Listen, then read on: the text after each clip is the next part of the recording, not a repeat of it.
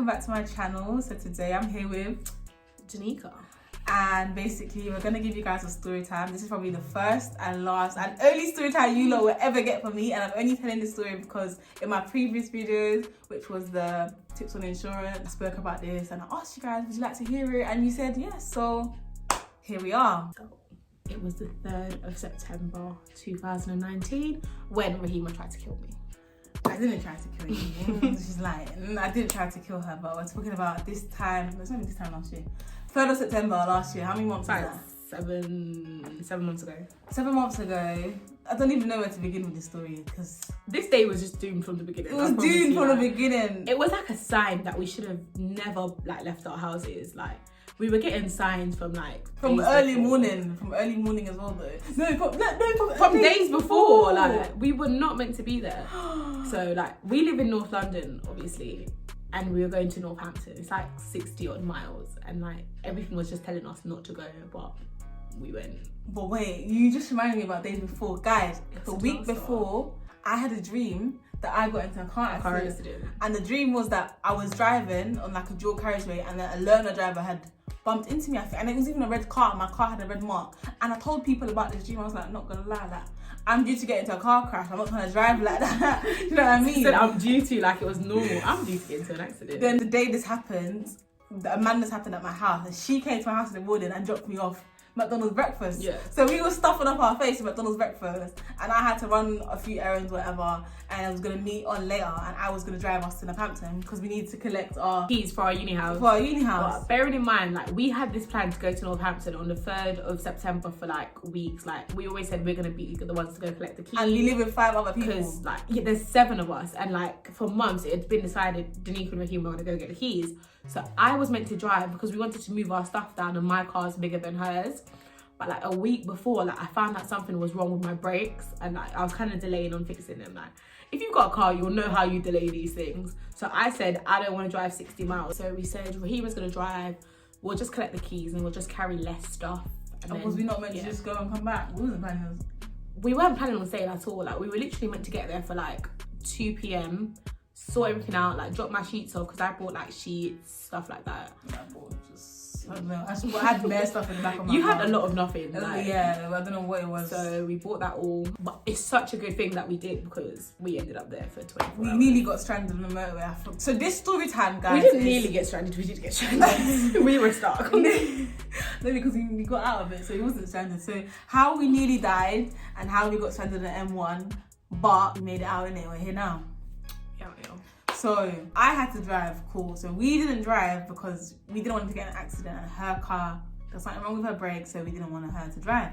So obviously, did I come pick you up? Yeah, you came to my house to pick me up. I went to her house, I picked her up that morning. I was running errands, went to go pick her up. My car was fine, I was good, but I had a headache. So guys, let's recap. I had a dream that I was gonna get into a car accident beforehand. She was supposed to drive, but her brakes were not working, so I said I was gonna drive. I had a headache, but I still had to go pick up my good sis. These 3 things that have gone wrong now. Already. Why didn't we stay home?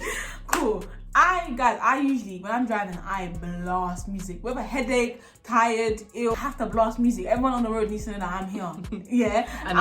I will, when you stop at the traffic light and they're looking at you okay, what? Fight me. Pay my insurance. Pay my insurance. I don't get it. I'm going to my music and you're not going to stop me. Who's going to check me? No one. Who's going to check me? No one. And that's on. Period. I got to her house. The first thing, I helped you to bring your stuff down. Yeah. Then I was like, do you have paracetamol? And she said, did you say no or was upstairs? I said no, but I can go back upstairs. And you were like, no. No, because we were downstairs. I was like, we need to go. Time was ticking. It's 2 p.m. and we had to get to Northampton before 5:30. 5:30. But bearing in mind, Northampton's an hour and 10 minutes away. That should have been light work. Literally, I should have just went and got the paracetamol. Maybe it would have helped me. So then, like I said, I usually blast music, but I was like to Deneka, play something not jumpy, but a bit quiet. Let's listen to some quiet music, some throwback, feel good music, but on low volume. But I like to have my volume on high. We get onto the motorway, and we're just driving, and I'm just thinking, this is such a soothing drive. Like, it's so peaceful. Like, compared to the day we had, like, this was such a like relaxing, like calm drive. And when you're on the motorway and like there's not too much traffic, like it can be the most soothing drive ever. Exactly. I was feeling myself. I was like, this is great. We're gonna go get our new house keys, and we're gonna fly to Southampton, we're gonna fly back. Little did I know what was waiting for me. The thing is, it was meant to be so exciting because we were moving into our house that we hadn't seen since January, like when we like signed for it. So it's now like September, so we're so excited. Like, we want to go see all our rooms. Like, we got the keys. No, we were going to get the keys. But we was gonna get the keys. Like, it was exciting. Like, our place. It was finally gonna be like our house. Like, it was the beginning of House of Seven Girls. Exactly. And then cool. So we're just driving. So this is where it gets even worse. I hope you guys have recapped us what's happened before. I don't even want to repeat it. We're driving. I'm telling you, it's peaceful. No loud music. I still have a headache, but it's better. Like, the drive made me feel good. What happened, Deneka? We got to about Hertfordshire. So we didn't even make it far, you know. We leave it. Yeah, we got to like Hertfordshire, probably like moving towards like Luton. And we saw a broken down, like it was a man and a woman, they were broken down at the side of the road. And we laughed. I was thinking like, what an L, like imagine breaking down on a big motorway. Do you know how embarrassing that was? That's exactly what she said, you know. And they were just like standing by the car and I was just thinking like, this is so sad. Like, I was like, could never be me. And I think I even made a joke. I was like, if I was to ever break down on the motorway, I was just gonna leave my car. Like, we were doing a lot. We were chatting smack. Continued our journey as you do. I'm in the speed lane, the fast lane. So there's a middle lane, the slow lane, which is the left, and the right lane, you overtake people. I was flying on the M1. I think you don't usually fly on the M1. I think this is like first kind of just starting getting used to my car anyways. So for me to be in that lane and I'm flying, I was like, this is too good to be true. Bearing in mind as well, when we get to like Milton Keynes, like the speed limit goes down to like, at the time it was like 50. So I have no business even trying to be flying anyways. So we passed, did we pass the ambulance building? No.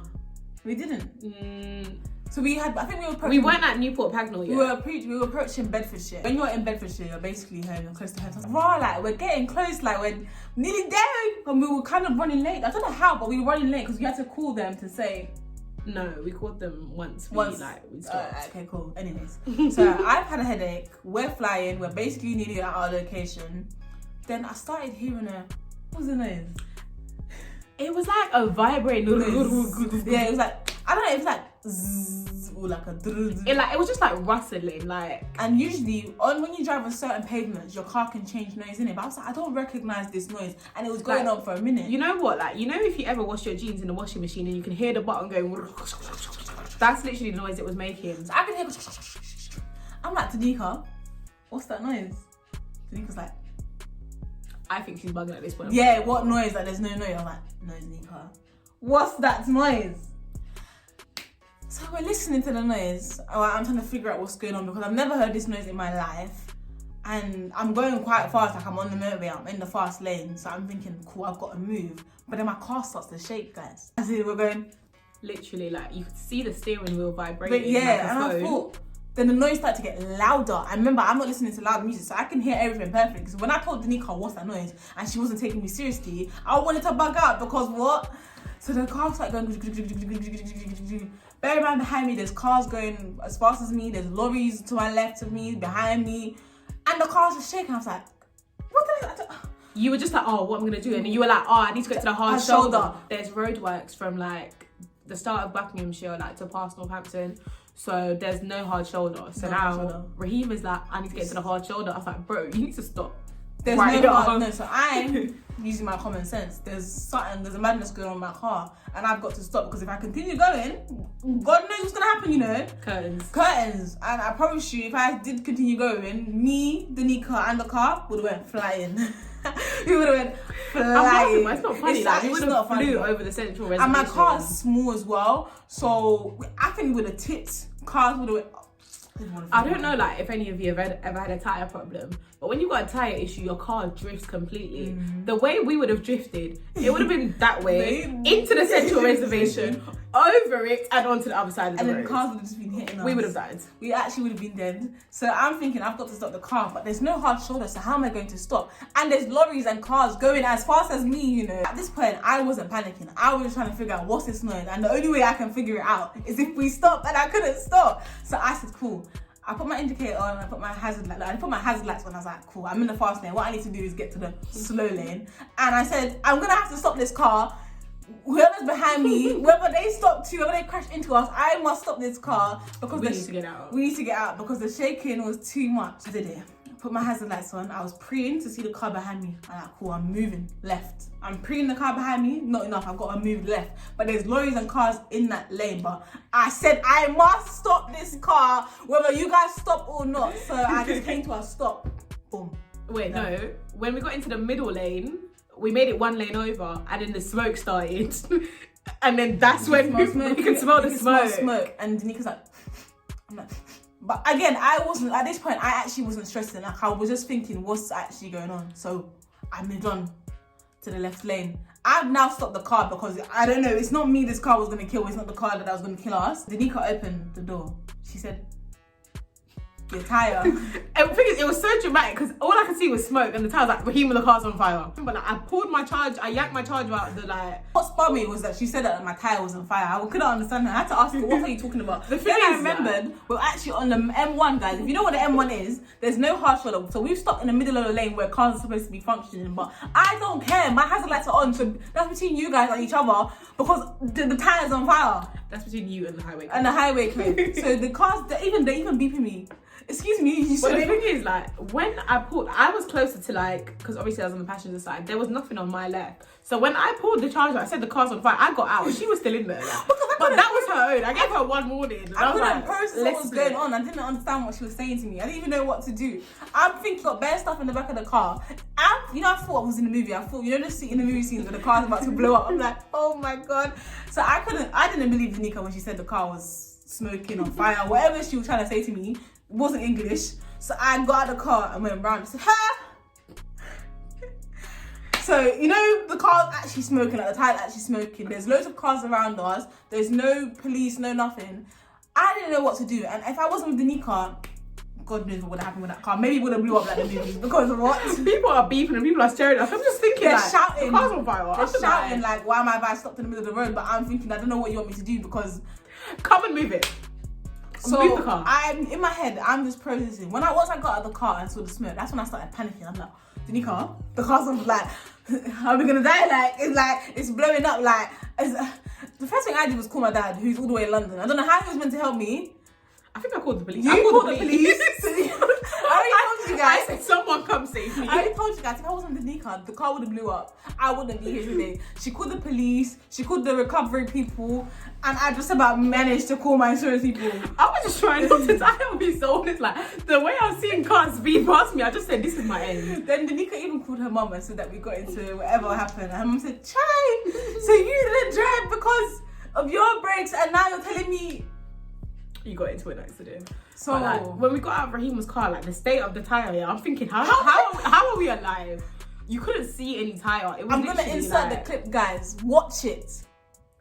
Like you couldn't see any tire. Like you could see the rim and like the tire was just flat. Like tire was gone. Like, and if I didn't stop when we did stop, I had no joke. We would have went flying. We would not. Rahima wouldn't be here. Deneka, she's smart. She called police. She called recovery. They said they're gonna come and save me and take me to the nearest service station. I got my phone to my insurance company. I said to them, my car is melting. Tire is melting. They're like, what are you talking about? I said, no, guys. My tire is melting. I need somebody to come and help me.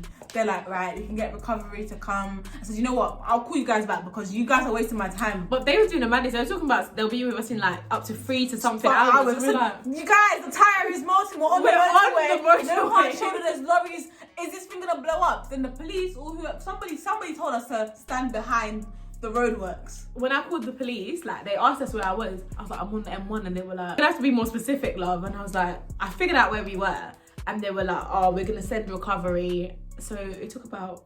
The recovery was quick. About 10 minutes, yeah, probably. 10-15 minutes they came, they saved me. They collected my car. Again, I'll insert the clip. And they took us to the nearest service station. So nearest service station is Newport Pagnell. Cool. I'm still not processing what's happening because I'm telling my dad the car's melting. No one's understanding what I'm saying. The tire's melting. They think I'm chatting rubbish. The car melted. That's all I can say. How? I don't know how. I don't know what's going on. To the service station. I've now combobulated myself to speak to the insurance company because I was quite shaky. Like I was a bit confused. I'm just thinking, so if I didn't stop, made it out, the tire's melting again, and where do we go from here? Because it's now like 3-4 p.m. Remember, we need to get to Northampton by 5. And if we don't get to Northampton by 5, we'll be in Northampton stranded. if we even get to Northampton, because we have no car to get to Northampton. I have no car to get back to London. And if we don't get to Northampton by 5 o'clock, we have nowhere to stay. He was lovely, the free recovery guy. The free recovery guy that helped us get to Newport Pagnell. I think he checked my car. He told me, babe, like, your tyres doing a madness and you need to change it. I said, cool, this sounds simple, but it's like 4 o'clock. Garages are closing soon.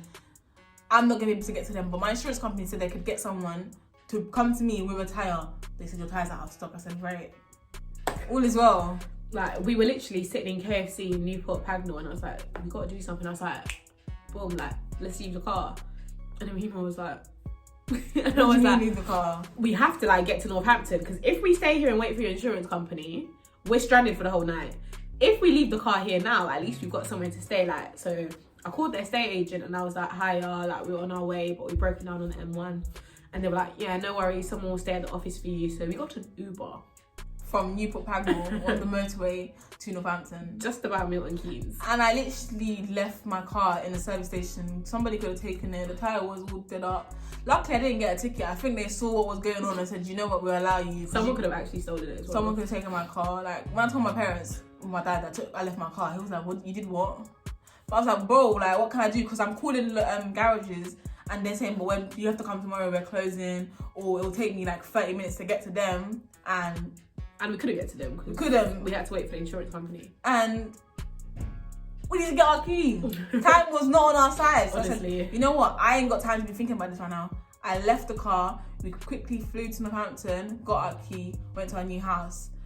Our new house didn't have no microwave, no kettle, nothing. Not even. Luckily, she had one, two bed sheet. I had like a duvet and like a fitted sheet, and that was literally it. Like, we just had to make it work. We didn't have charger heads. We didn't have charger. Toothbrush, we didn't have that. Duvet, like, just about had that. We didn't have food. We had to go B&M. We went B&M and we literally bought like 2 packs of noodles.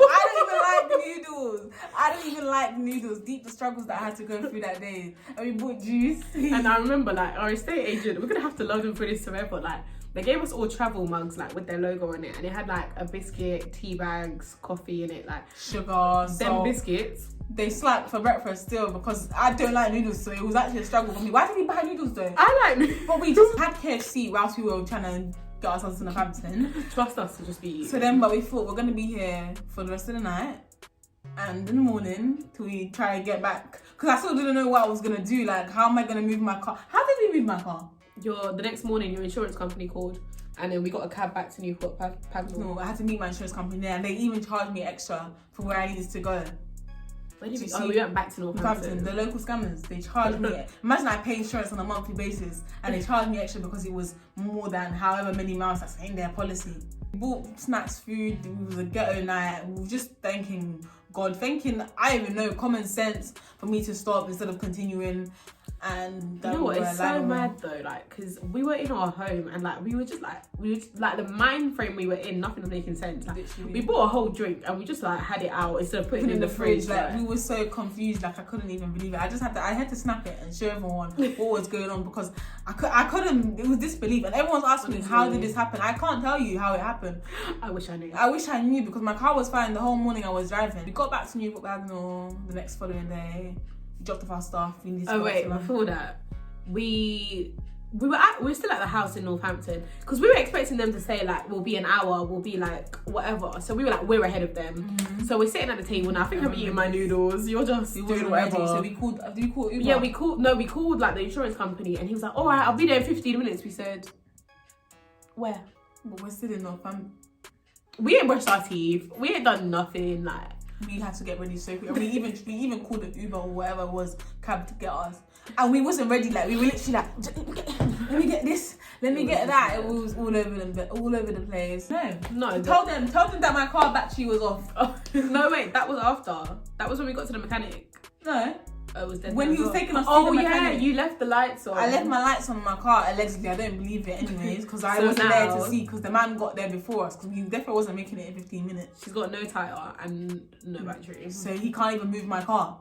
So I don't know what he's a sly guy, because he opened my car somehow without a key to do something to make the car turn on, to then tell me that my battery's off. He was lying. He broke it. Sly guy. He took us back to Northampton, to the garage, and then I had to pay to get my tyre fixed.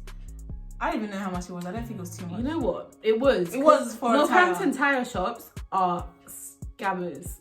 Yeah, absolute scammers. I think I paid like £40, but usually a tyre. It was like 70. And it's for a second-hand tyre. You should pay like £20. Because when I told my dad the price, he was like, "You're getting bumped." But anyway, I said, "Peter, I need to get home. Bump me. I don't mind at this rate. Whatever how much it is, I need to get home. That's just it. I actually need to get home. So either pay it and come home, or I'm not coming home." Northampton, we live here now. I live here. I've got my key. You know what I mean? So yeah, we done that, and then we had to drive home. Guys, I didn't want to drive home. What? After what happened? The drive home was so scary. I fell asleep. We went McDonald's. We went McDonald's. We needed it. But then this one fell asleep. I promise you. You know what it is? I couldn't function anymore. I didn't want to be awake for her. I couldn't function the whole journey. And from when we came back and for like the rest of the year, I couldn't, like, because I had to consistently do motorway journeys from London to Northampton. Every time I went past that same spot, I had anxiety. Guys, no, real life. I'm not even laughing. I actually had anxiety. I work in London and I live in Northampton, so I had to drive in it, and I physically had anxiety every single time I had to do a motorway journey. Like, that really scarred me. Any little noise I'm hearing, I have to stop the car. No. Stop it. You're not getting me again. I'm thinking, is it gonna? Because the man told me, he's an evil man. He told me I should change all my tires. Bear in mind, one tire is £70, and if I don't, it's gonna happen to the other side. He wanted almost £300 from you in one go. It's gonna happen to the other side. I said, you know what? I'll fix this one, and when I get paid or when I'm ready to fix the rest, I'll do that. So in my mind, I'm thinking, it's gonna happen to the other side. It's gonna happen to the other side. Every time I would go past there, bad vibes, bad energy. You know what? It's so mad as well because we were so close to where we needed to be, but in terms of a breakdown, we were so far. Like, we were not making it. You know what the maddest thing is as well? Like, remember, like, right after you dropped me home, I said, you know, the other day, like, Ford told me I need to change my tyre. And once again, as I said, any car holder will know. If you procrastinate, like, you don't do it. And then, Rahimaa will insert a picture. I went to the mechanic right after. The same problem she had, one of my tyres had it. So the same thing would have happened again. Like, but she scared the life out of me. I took a mechanic next day. Like, the mechanic is 20 seconds away from my house. I was so scared to even drive to the mechanic. Like, I was scared to drive. I was traumatized. Scared to drive on the motorway. Only as of now, I'm ready. I'm that girl. I can drive on the motorway. I couldn't drive on the motorway with music. I have to be in silent. I have to listen. I have to hear everything. You know, every little scratch, every little wind.